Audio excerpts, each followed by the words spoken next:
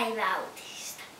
Olemme todenneet, että Matti Vanhanen on työssään aivan kiintynyt työhönsä, joten hän ei halua luopua, vaikka pääministeri Herodes haluaa, että hän menee tuonne poliisiksi.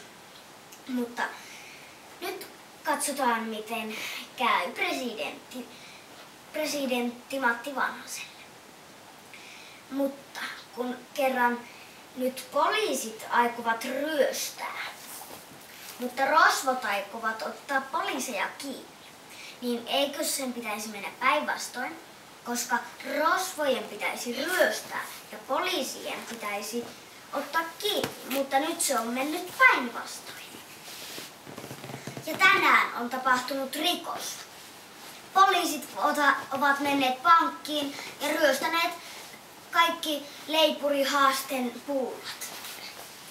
Mutta sitten tapahtuikin niin, että Leipuri-Haasteen varasti kaikki rosvojen rahat. Joten nyt se menikin aivan päinvastoin. Sitä kaikki tältä kertaa. Näkemiin. Huomenna tulee 10 minuuttia ennen 9 tulee uudet uutiset. Hyvää päivän jatkoa uutisista.